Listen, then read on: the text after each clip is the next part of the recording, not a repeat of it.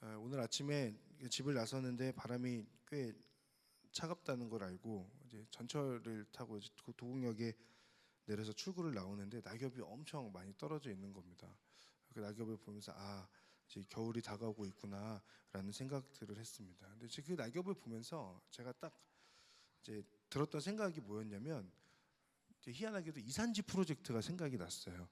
그 이산지 프로젝트란 그 갈렙이 했던 유명한 고백, 이산지를 내게 주소서라는 걸 따와서 주변의 산을 점령해 보자, 아니 점령보다는 함께 산을 즐기자라고 하는 의미에서 만들어졌던 이산지 프로젝트였었는데, 여름에 더워서 중단됐다가 여러 행사가 겹치면서 재개하지 못하고 있는 프로젝트인데요. 오늘 설교를 시작하면서 그때 생각도 나고 해서 등산에 대한 경험을 제가 잠시 나누려고 합니다. 저는 산을 좋아하지 않는데 20대 때 어떤 이유인지 모르겠는데 그 남자 4명이서 그 설악산을 올랐던 적이 있습니다. 제가 예전에도 한번 말씀드린 적이 있는데 8월이었으니까 한여름이었고 엄청 덥고 습했던 날씨로 기억을 합니다. 숙소를 잡고 설악산 등정 계획을 세웠어요. 사실 어떤 계획이라기보다는 이제 20대 패기로 그냥 우리가 올라가면 된다라는 생각으로 해볼 만하다라는 생각으로 이제 도전했습니다. 아침 6시에 일어나서 편의점에 가서 삼각김밥과 물을 사고 산을 오르기 시작했어요. 우리의 목표는 해가 지기 전에 정상인 대청봉을 찍고 다시 내려오는 게 이제 우리의 목표였습니다. 설악산 정상까지 한 번 쉬고 갔고요. 6시 좀 넘어서 출발했는데 정상에 도착했을 때 12시가 조금 안 되고, 그곳에서 이제 대청봉 그 비석 같은 거 있잖아요. 거기 가서 사진 찍는데 벌레가 너무 많아가지고 그 한 15분 만에 내려왔던 기억이 있습니다. 여러분 대청봉이 몇 킬로인지 아세요? 몇 미터인지 아세요? 1700미터. 한라산이 몇 미터인지 아십니까? 1950미터. 그러니까 사실은 생각해 보면 200미터 얼마 차이 안 나는, 한라산이 엄청 높다고 하는데 얼마 차이가 나지 않는 건데, 강원도에 가깝다는 이유로 저 산은 만만하겠지라고 생각을 했다가 저는 그 이후로부터는 산을 잘 가지 않게 됐어요. 여러분 잘 생각하실 때 어느 산에 악자가 들어가는 곳은 그 산을 올라가는 내내 악소리가 난다는 얘기입니다. 그러니까 가시면 안 되는 산들이에요. 뭐 북악산, 관악산, 치악산 다 이런 곳들입니다. 등산하기 쉽지 않은 곳들인데요. 설악산을 멀리서 보면 꽤 올라갈 만해 보이거든요. 그다지 높아 보이지 않습니다. 그런데 정작 가까이 가서 보면 굉장히 높고, 더 올라가다 보면 이게 진짜 힘든 산이구나 라는 생각을 하게 돼요. 근데 남자 4명이서 이제 가기로 했으니까 가야 되겠다라고 생각하고 일단 아침부터 그 산을 이제 올라갔던 겁니다. 꾸역꾸역 서로 경쟁하면서 누가 빨리 가나, 뭐 쉴 것 같으면은 너 힘드냐, 뭐 이것밖에 안 하는데 쉬냐 이러면서 이제 4명이서 진짜 열심히 그 산을 올라갔던 기억이 납니다. 근데 문제는 뭐였냐면, 올라가는 건 어떻게든 올라갔어요. 근데 내려오는 게 너무 힘든 거예요. 올라가는 것까지도 내려오는데 점점 다리가 힘이 좀 빠지고, 원래 내려오는 게 더 위험하다고 하지 않습니까? 이제 내려오다가 얼마 안 돼서 편말 하나 봤는데 공룡능선이라는 편말을 보게 됐습니다. 그래서 그 패기에 도전해보자. 우리는 할 수 있다. 능선이니까 조금 내려가는 게 좀 덜 할 테니까 우리 열심히 가보자. 뭐 이런 얘기를 계속하면서 한 10분 넘게 우리들끼리 안 된다, 한쪽에서 안 된다 그러고 저는 갑시다라고 하고, 우리 그것도 못하냐 뭐 이런 얘기들을 하고 있었는데, 그 이야기를 듣고 계시던 어느 어르신 한 분께서 아마도 이제 복장을 보니까 얘네들이 여기 있을 애들이 아닌데 여기 있는 걸 보고 공룡능선 얘기하는 걸 보고 더 이상 견디다 못하셔서였는지 저희들을 막으셨어요. 공룡능선을 지금 가면 금방 어두워져서 길을 잃게 되니까 그곳에는 가지 않는 것이 좋다라고 말씀을 하시면서 어떻게든 저희를 내려가라고 하시는 거예요. 그때도 저희는 조금 고민했는데 너무 완강하게 말씀하시는 거예요. 그래서 저희가 그냥 알겠습니다라고 하고 이제 내려왔는데, 내려와서 보니까 6시쯤 안 되게 이제 다시 내려오게 된 거죠.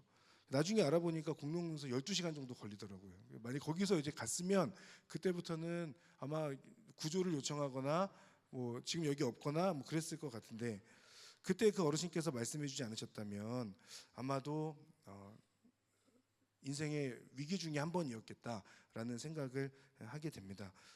저는 그 이후 산을 잘 가지 않습니다.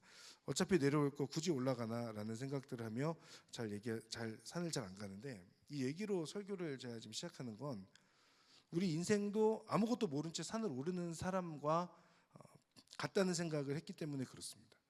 그러니까 자주 가는 산이라면 알 수 있겠지만 처음 가는 산은 어느 길이 더 험한지, 그리고 어느 지점이 아름다운지 혹은 위험한지, 그리고 쉴만한 곳은 어디인지 등을 알 수 없는 거죠. 그럴 때 어떻게 반응하고 혹은 무엇을 아니면 누군가를 의지하는가, 이 부분이 아마도 중요하지 않을까라는 생각을 해보게 됐습니다.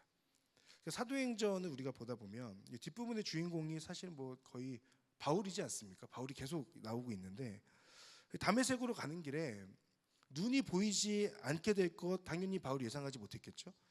예수님께서 갑자기 말씀하시면서 나는 네가 핍박하는 예수다라고 그렇게 말씀하시며 찾아올지도 몰랐을 것이고, 박해자였던 본인 바울이 이제는 전도하는 사람으로 바뀔 것 또한 생각하지 못했던 미래였을 겁니다.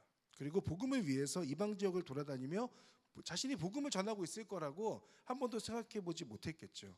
그러나 지금 바울은 자신이 마주한 그 삶의 상황 속에서 자신도 처음 경험해 보는, 예상하지 못했던 그런 시간들을 지금 보내고 있는 바울이었어요.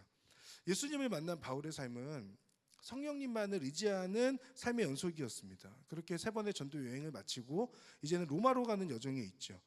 백부장의 책임하에 로마로 가는 배에 올랐던 사람들이 있었습니다. 그 안에는 죄수들이 있었고 바울과 그 일행들도 있었던 거죠. 지금 시대는 배에 모터가 있기 때문에 바람의 영향을 받긴 받지만 훨씬 덜 받지 않습니까? 근데 당시의 그 배는 바람과 사람에 의존하는 항해를 할 수밖에 없었습니다. 그러니까 어떤 날씨인가, 그리고 바람이 어떻게 부는가가 성공적인 항해의 중요한 요인이었고, 그리고 기술이 발달되지 않았기 때문에 경험이 많은 선장 혹은 선원들의 역할이 훨씬 더 중요했던 그런 시기가 그때였던 거죠.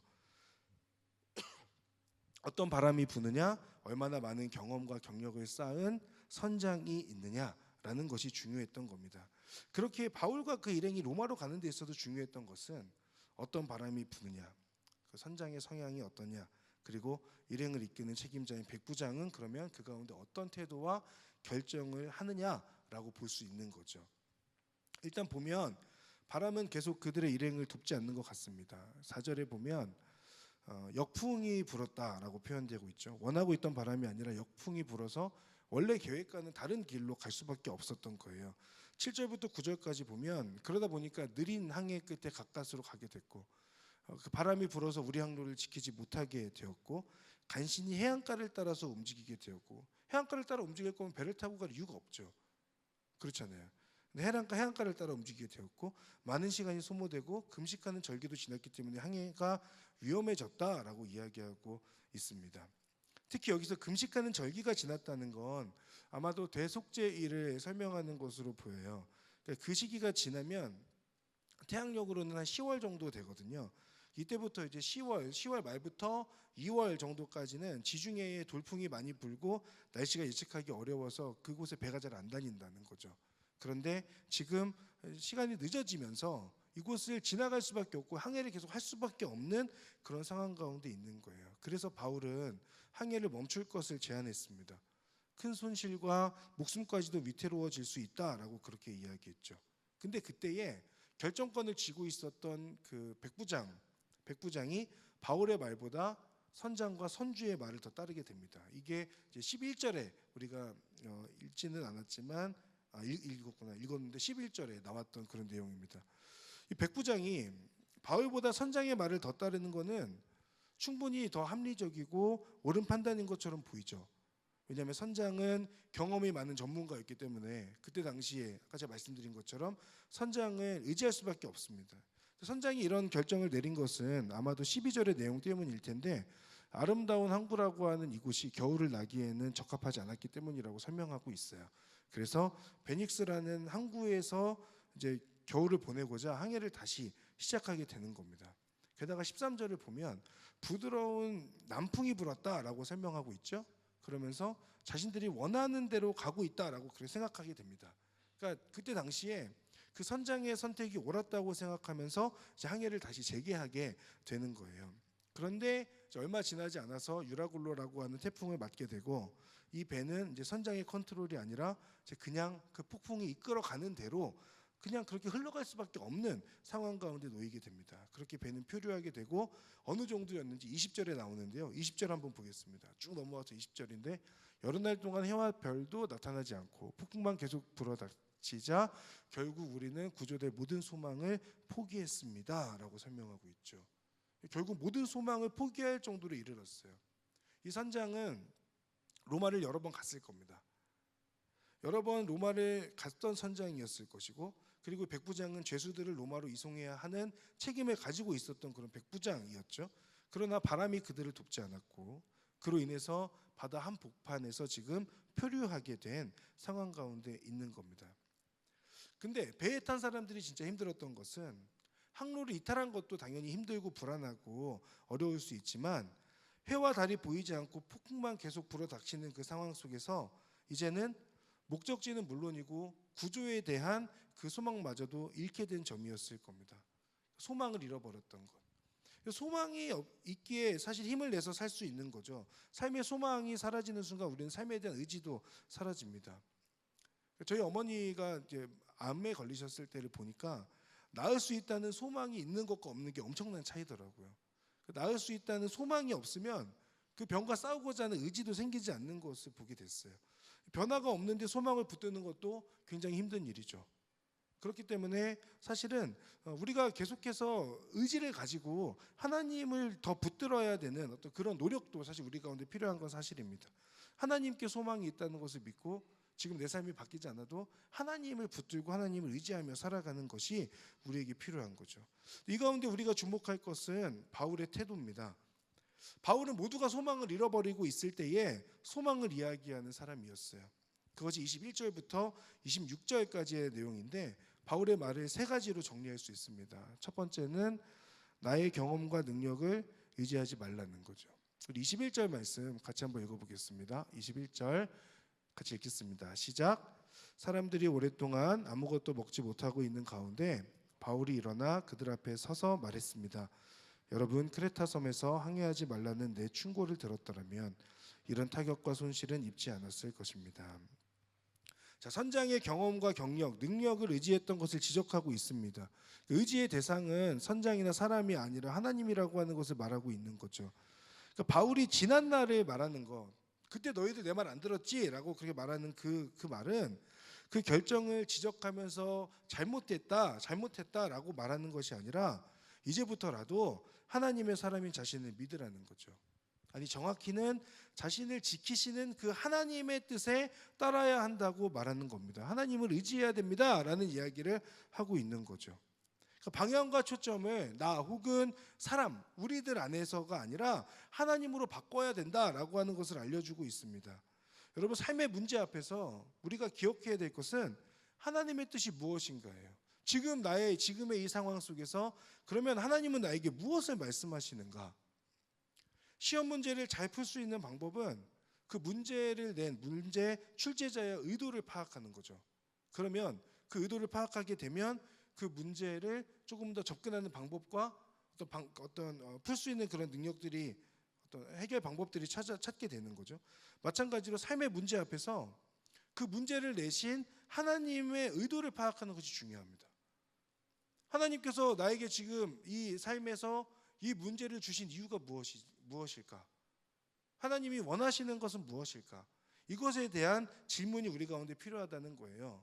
그렇다면 내 삶이 하나님께 있다, 내 삶의 주권이 하나님께 있다라는 것을 믿음으로 그 믿음에 의해서 그 문제를 내신 하나님께 질문하고 하나님의 의도를 파악하기 위해서 계속해서 여쭙고 기도하고 그리고 하나님을 붙드는 것, 그것이 우리에게 주어져 있는 삶의 어떤 믿음이라고 할 수 있는 겁니다.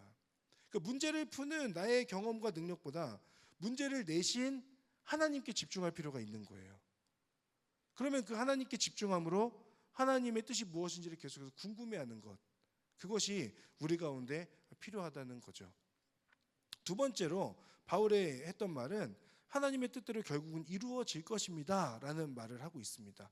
23절과 24절의 말씀인데요, 우리 같이 한번 읽어볼게요. 23, 24절 시작.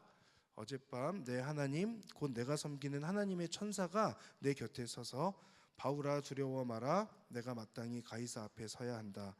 그래서 하나님께서 너와 함께 항해하는 모든 사람들의 생명을 내게 맡겨주셨다라고 하셨습니다. 자, 바울을 향한 하나님의 뜻이 있습니다. 바울이 로마의 황제 가이사 앞에 가서 서는 거죠. 단순히 서는 것이 아니라 그곳에 가서 복음을 증거하는 겁니다. 일행이 원하던 대로의 바람이 불지는 않았지만 그러나 하나님의 뜻은 여전히 진행 중이잖아요. 그러니 바울에게 하시는 말씀은 두려워하지 말라. 결국은 내가 의도하는 대로 이루어질 거다. 내 뜻대로 이루어질 거다라고 하는 하나님의 말씀입니다. 바울은 그것에 대한 확신이 있었어요. 그러니 지금 이 선원들과 지금 표류하고 있는, 불안해하고 있는, 소망 없이 있는 그 사람들 앞에서 두려워하지 말라고 하나님께서 말씀하셨습니다. 하나님의 뜻대로 이루실 것이라고 말씀하셨습니다. 라는 이야기를 지금 하고 있는 것이죠. 하나님의 뜻과 약속은 반드시 이루어질 거다라고 하는 그 고백이 바울의 고백이었습니다. 마찬가지로 그것이 우리의 고백이어야 할 것입니다. 하나님의 뜻과 약속, 나를 향한 하나님의 계획은 여전히 진행 중이고 하나님의 뜻 안에서 이루어질 것입니다 라고 하는 믿음의 고백입니다. 비록 시간이 더딜 수 있고 때로는 바울 일행이 겪었던 것처럼 폭풍이 있을 수 있습니다. 그러나 하나님은 하나님의 뜻을 이루기 위해서 지금도 일하고 계신 하나님이시죠. 그 일을 이루시기 위해서 바울 그리고 바울과 함께하는 일행들의 어떤 그 안위 또한 지켜주시겠다라고 그렇게 23절과 24절에서 말씀하고 있죠. 그러니 우리가 기억할 것, 우리의 몫은 하나님의 뜻과 약속을 기억하고 그 약속을 붙들고 하나님의 뜻대로 이루어질 거라고 하는 그 확신을 가지고 오늘 주어진 삶의 자리에서 최선을 다하며 하나님을 붙드는 것이 우리가 해야 되는 우리의 몫이 되는 것입니다. 바울이 했던 말의 세 번째는 나는 하나님을 믿는다는 겁니다. 25절 말씀 같이 읽어볼게요. 25절 같이 읽겠습니다. 시작. 그러니 여러분 안심하십시오. 나는 하나님을 믿으니 내게 말씀하신 대로 이루어질 것입니다. 아멘. 바울은 분명하게 고백하고 있어요. 약속하시고 말씀하신 하나님을 믿는다는 고백입니다. 이 부분을 묵상하면서 먼저는 하나님을 믿는다라고 당당히 고백하는 바울의 모습을 보게 됩니다. 지난 목요일 생명의 삶 큐티에 보면 첫 번째 그 시편의 저자가 하는 고백이 내가 주를 믿으니라고 하는 고백이 있었거든요. 이것은 사람들 앞에서 자신의 믿음을 고백하는 것이기도 하지만 동시에 하나님 앞에서 고백하는 믿음이기도 합니다. 이런 거죠. 하나님, 제가 하나님을 믿습니다. 하나님 알고 계시죠? 제가 하나님을 어떻게 믿고 있는지 하나님 알고 계시죠? 라고 하는 그 질문이에요. 이 안에는 믿음을 고백하는 그 사람의 당당함이 담겨 있어요. 여러분, 세상이 인정하는 믿음도 중요하죠. 그런데 하나님께서 인정해 주시는 믿음이 더 중요하지 않겠습니까? 하나님께서 여러분을 보시며 내가 아무리 믿음을 고백한다 하여도 하나님께서 아니다, 나는 너의 믿음을 모르겠다 라고 말씀하시는 것. 만약에 그런 나의 믿음의 상태라면 혹은 믿음의 고백이라면 그것이 어떤 의미가 있겠습니까? 바울은 분명하게 이야기합니다. 나는 하나님을 믿습니다. 그 하나님을 믿는다라고 하는 그 바울의 고백 안에는 세상 앞에서는 당연한 것이고 하나님 앞에서 당당하고 떳떳한 그 믿음의 고백이 바울에게서 느껴지게 되는 거죠. 사랑하는 여러분, 바울처럼 세상 앞에서 그리고 하나님께도 우리의 믿음을 당당하게 고백할 수 있는 하나님의 사람이 될 수 있기를 바랍니다. 또한 이 믿는다고 말하는 바울을 보면서 제가 들었던 생각, 묵상하면서 들었던 마음은 일행들의 마음은 어땠을까라고 하는 거였어요. 당당하게 나는 하나님을 믿습니다. 사실은 지금 상황은 바뀐 게 없어요. 여전히 표류하고 있고 여전히 해는 보이지 않는 상황 가운데 있어요. 그러나 그 가운데 바울이 말하는 건 안심하십시오. 제가 하나님을 믿는 사람입니다. 하나님께서 저에게 말씀하신 대로 이루어 가실 겁니다 라고 그렇게 바울이 말할 때 그 바울을 보고 있었던 그 배에 있었던 다른 사람들은 어땠을까?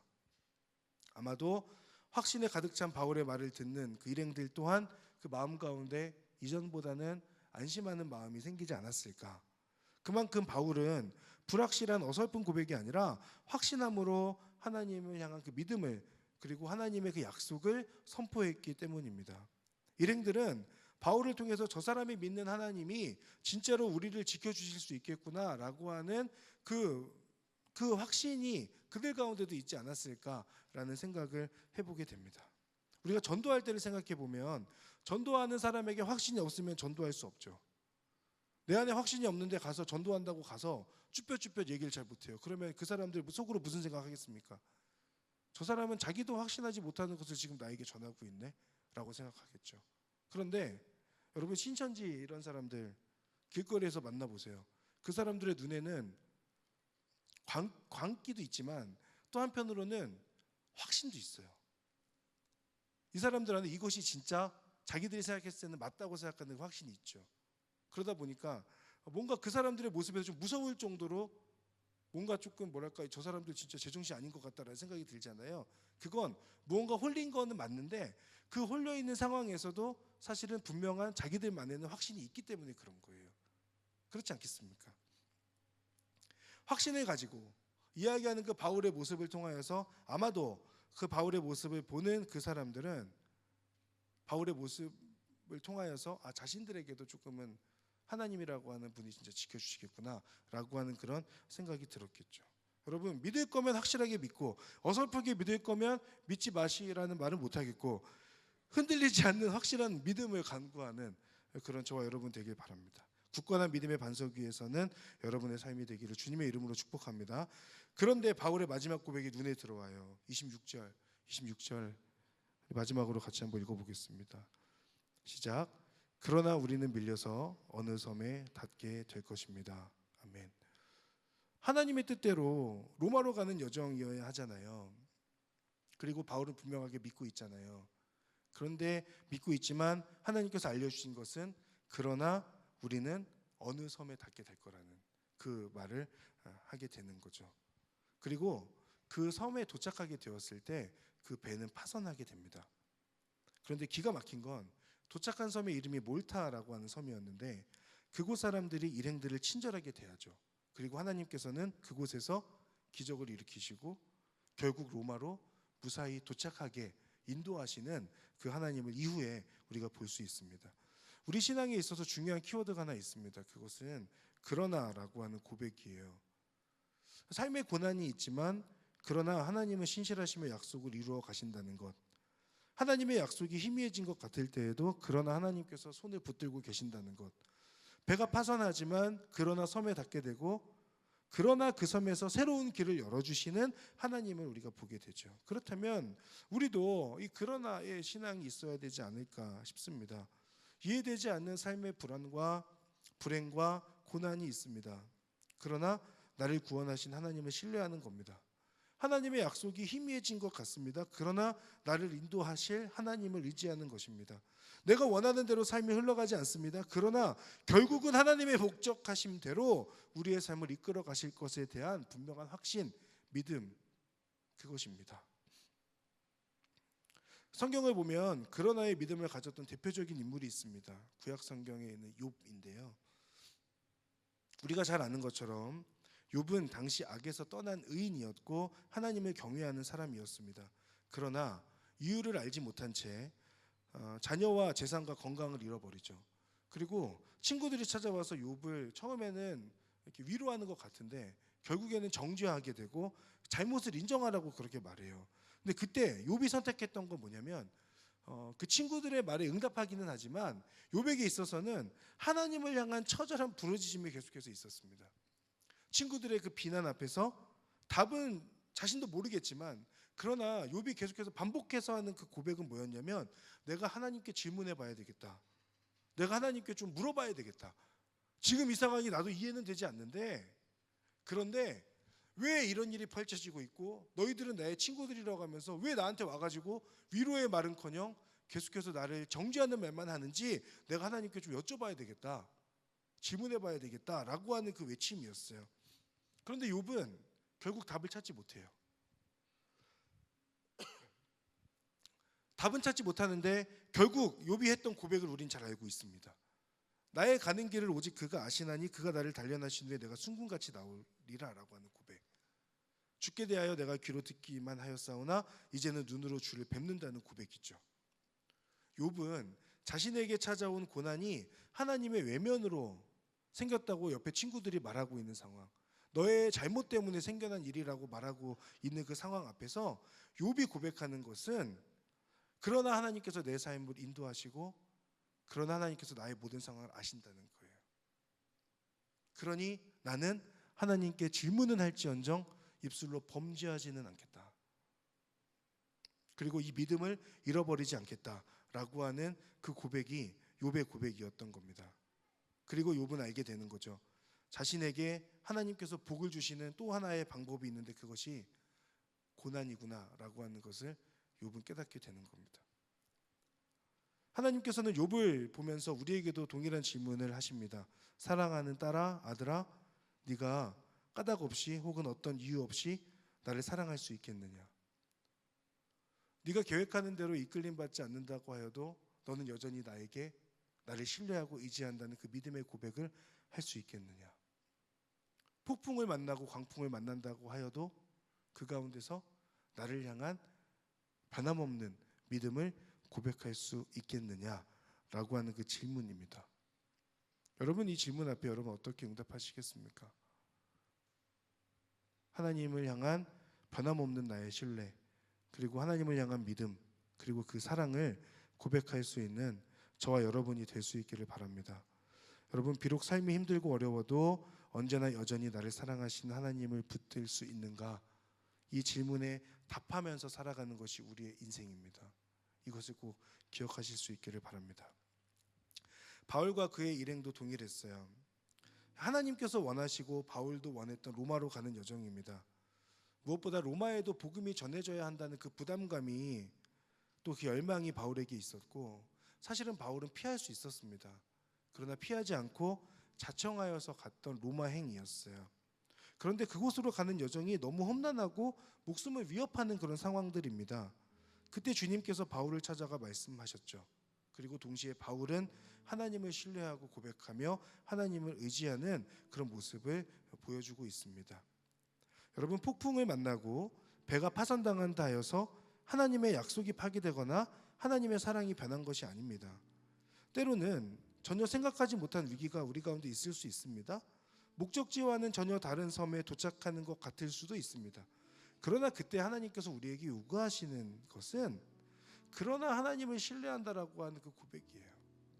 바울이 하나님께 그렇게 고백하였던 것처럼 우리가 기억할 것도, 하나님, 제 생각에는 다 이해는 되지 않습니다. 그러나 하나님께 제가 질문은 하겠는데, 그러나 입술로는 범죄하지 않고 마음으로도 범죄하지 않고 삶으로도 범죄하지 않으면서 하나님을 향한 그 신뢰를 저버리지 않겠습니다. 그것이 우리의 고백이어야 할 것입니다. 오늘 본문과 욥을 통해서 하나님께서 질문하시는 것처럼 우리에게도 동일하게 질문하세요. 너의 삶이 너의 계획과 생각대로 흘러가지 않는다 하여도 너를 향한 나의 계획을 믿을 수 있겠느냐? 네가 나에게서 등을 돌려도 나는 변함없이 너를 사랑하는 것처럼 내가 너의 삶을 너의 기준에서 형통하게 이끌지 않는다 하여도 너는 나를 사랑할 수 있겠느냐? 나의 생각이 너의 생각과 달라도 너는 여전히 나를 따라올 수 있겠느냐? 사랑하는 여러분, 이 질문에 여러분 어떻게 대답하시겠습니까?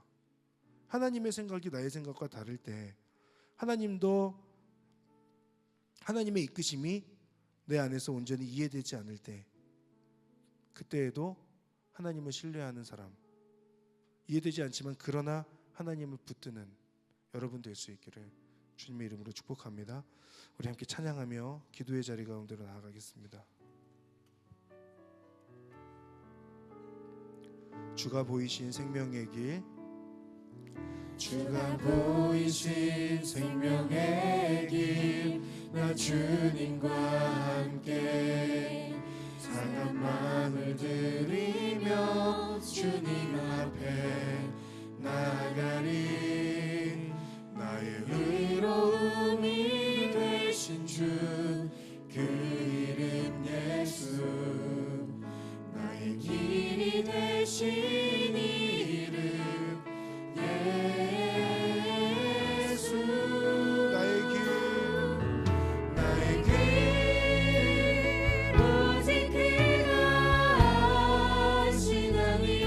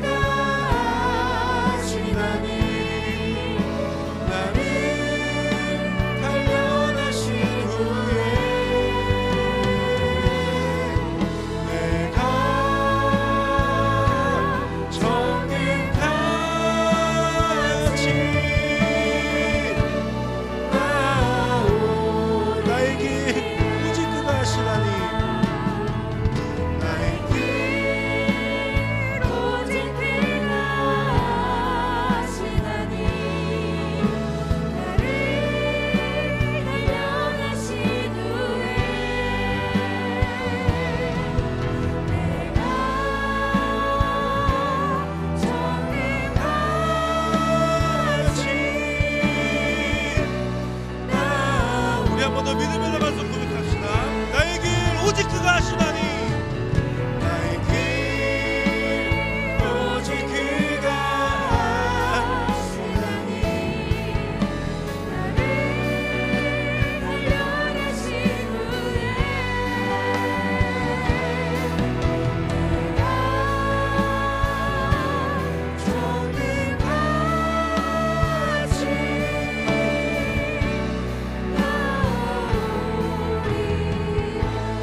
이 시간 하나님 앞에 믿음을 구하며 기도할 텐데, 하나님, 제 계획과 나의 생각대로 나의 인생이 흘러가지 않는다 하여도 나를 향한 하나님의 계획과 하나님의 뜻은 여전히 진행 중임을 신뢰하며 나아가는 제가 될 수 있도록 인도하여 주시옵소서. 여러분, 이 고백을 기억해 보십시오. 나의 가는 길을 오직 그가 아시나니 그가 나를 단련하신 후에는 내가 순금같이 정금같이 나올 것이다 라고 하는 이 고백 안에는 진짜로 순금이 되거나 정금이 되지 않아도 괜찮다라고 하는 그 믿음의 고백이지 않습니까? 내가 이 시간들을 지나고 나면 비록 순금같이 될 것을 믿지만, 그러나 그렇게 되지 않는다고 하여도 지금 이 자리에서 하나님을 의지하고 하나님을 붙드는 그 믿음의 씨름을 하는 것, 그것만으로도 하나님 안에서 내가 온전히 성장하고 하나님과 함께 교제하고 있다는 그것만으로도 충분히 만족할 수 있는 그 믿음의 고백이 욥의 고백이었던 겁니다. 우리가 먼 미래를 바라보는 것이 아니라 지금 주어진 삶의 자리에서 어떻게 하나님을 향하여 나의 믿음을 고백하고 있느냐, 그것이 중요한 것이죠. 사랑하는 여러분, 이 시간 함께 기도하며 나아갈 때에 하나님, 제가 어떠한 이유와 까닭과 목적 없이 하나님을 향한 신뢰를 잃어버리지 않도록 하나님 도와주시고, 하나님을 온전히 믿고 하나님을 의지하는 삶을 살아갈 수 있도록 인도하여 주시고, 비록 순금같이 내가 되지 못한다고 하여도 그럼에도 믿음을 선택하는 하나님의 사람이 될 수 있도록 인도하여 주시옵소서. 오늘 주어진 삶의 자리에서 하나님을 향한 신뢰를 고백하는 하나님의 사람이 될 수 있도록 인도하시고 저에게 그러한 믿음을 허락하여 주시옵소서. 우리 이 시간 그 믿음을 구하며 주여 한번 부르며 하나님 앞에 함께 기도하며 나아가겠습니다. 주여! 사랑하는 하나님, 하나님께서는 하나님 원하시는 길로 인도하시나, 그러나 내가 원하는 길과 내가 생각하는 그 길과 나의 계획과는 다른 데가 있습니다. 하나님, 기도하는 것은 하나님 그럴 때에 하나님의 역사하심과 하나님의 인도하심을 신뢰하며 믿음으로 나아가는 아버지 그 믿음의 선택과 결단을 올려드리겠다는 아버지 나의 고백입니다. 나의 가는 길 오직 그가 하시나니 그가 나를 단련하신 후에는 내가 순금같이 나올 것이다. 여러분, 이 고백 안에는 하나님, 내가 비록 순금같이 되지 못한다 하여도 하나님을 믿겠다라고 하는 그 믿음의 결단이 있는 것입니다. 하나님, 그 결단이 내 안에 있기를 소망합니다. 하나님을 의지하고 하나님을 붙들며 변함없이 나를 사랑하여 주시는 그 하나님의 사랑을 의지하며 나아가는 하나님의 사람들이 될 수 있도록 아버지 인도하시고 함께하여 주시옵소서. 사랑하는 하나님, 하나님의 뜻 안에 아버지를 붙들고 하나님을 바라보는 믿음으로 나아갈 것입니다. 하나님 역사하시고 함께하여 주시옵소서. 하나님을 향한 분명한 믿음과 그 신뢰를 고백하는 하나님의 사람이 될 수 있도록 아버지 인도하시고 함께하여 주시옵소서. 사랑하는 하나님, 그 믿음을 하나님 앞에서 증명하며 당당하게 내가 하나님을 믿습니다 라고 고백하는 하나님의 사람들이 될 수 있도록 하나님 인도하여 주시옵소서. 그런 상황 가운데서도 하나님은 여전히 나와 함께하시며 내 인생을 이끌어가시는 하나님이십니다. 아버지, 그 믿음의 고백이 나의 고백이 될 수 있도록 하나님 역사하시고 함께하여 주시옵소서. 아버지 하나님, 그러나 하나님은 내 삶을 인도하십니다. 그러나 하나님을 신뢰하겠습니다는 고백이 있도록 주님 역사하여 주십시오. 우리 지금 한 번 더 하나님 앞에 결단하며 나아갈 때, 하나님, 바울이 고백하였던 것처럼 저 역시도 그러나 하나님을 믿는다라고 하는, 그러나 하나님을 신뢰한다라고 하는 그 믿음의 고백과 결단이 있도록 인도하여 주시옵소서. 하나님, 삶은 지금의 상황들은 변하지 않지만 그러나 하나님은 내 삶을 하나님의 목적대로 이끌어 가실 것입니다. 내 삶에 위기가 찾아오고 배가 파손하게 되고 폭풍을 만난 것 같지만, 그러나 그 가운데 하나님의 인도하심을 믿고 하나님의 역사하심을 믿고 하나님을 의지하는 그런 믿음으로 나아가는 것, 세상 앞에서 믿음을 당당하게 고백할 뿐 아니라 하나님 앞에서도, 나의 모든 것을 아시는 그 하나님 앞에서도 나의 믿음을 당당하게 고백할 수 있는, 하나님 제가 하나님을 믿습니다 라고 그렇게 당당하게 외칠 수 있는 하나님의 사람이 될 수 있도록 인도하시고 함께하여 주시옵소서. 내 마음 가운데, 나의 삶 가운데 그 믿음의 결단을 통하여 하나님을 믿는 그리스도인으로서 살아갈 수 있도록 하나님 그 결단 위에 하나님의 은혜로 인도하시고 도와주시옵소서. 우리 그 믿음의 결단을 담아서 한 번 더 하나님 앞에 기도하며 나아가겠습니다.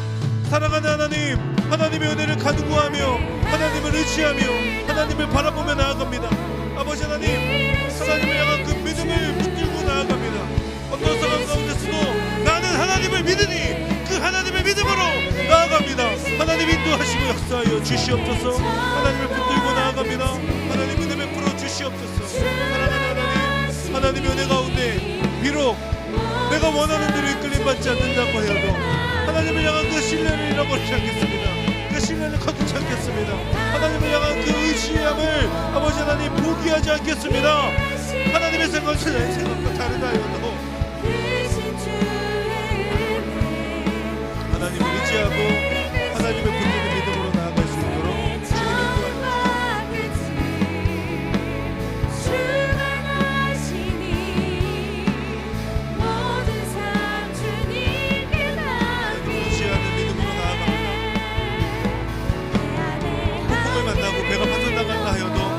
하나님의 약속은 여전하고 하나님의 사랑은 여전히 나를 향하고 있습니다. 아버지 하나님, 그것이 나 스스로를 세뇌시키는 사랑이 아니라 하나님 말씀에 근거하고 내가 진정 하나님과의 만남과 아버지 묵상하는 가운데 경험되어지는 그 하나님 경험을 토대로 하는 분명한 믿음의 고백을 맺게 하여 주십시오. 사랑하는 하나님, 하나님을 의지하며 하나님을 붙들기를 소망합니다. 주님의 은혜 안에 거하고 하나님과 함께하게 하여 주시고 놀라운 하나님의 일하심 속에 아버지 하나님을 바라보며 믿음으로 나아가는 하나님의 사람들이 될 수 있도록 인도하시고 역사하여 주시옵소서. 하나님, 내 삶의 상황 속에서 하나님의 그 인도하심과 하나님의 역사하심이 지금도 진행 중에 기억하며 하나님 붙들고 우리 하나님의 은혜 가운데 하나님 앞에서의 믿음을 아버지 당당하게 고백하며 나아가는 하나님의 사람들이 될 수 있도록 주님 인도하시고 함께하여 주시옵소서. 사랑하는 하나님, 하나님을 의지하며 하나님을 붙드는 것을 포기하지 않는 믿음의 사람 되게 하여 주시옵소서. 배가 파선할지라도 폭풍을 만날지라도 나의 계획과 다른 계획대로 인도함 받더라도 그 가운데 여전히 나의 삶을 인도하시는 하나님을 향한 분명한 믿음의 고백이 우리 가운데 있게 하여 주시고, 그러나 저는 하나님을 사랑하고 그러나 하나님을 의지하고 하나님을 믿겠습니다 라고 하는 그 믿음의 고백이 우리의 고백이 될 수 있도록 인도하시고 함께하여 주시옵소서. 우리의 고백에 하나님의 은혜를 간구합니다. 우리의 노력만이 아니라 성령님의 도우심과 은혜의 주심으로 우리의 그 입술의 고백과 기도가 우리의 삶에서 온전히 지켜내지고 당당하게 살아낼 수 있는 하나님 앞에서의 믿음을 인정받는 하나님의 사람들로 살 수 있도록 역사하여 주시옵소서. 감사드리며 예수님의 이름으로 기도합니다. 아멘.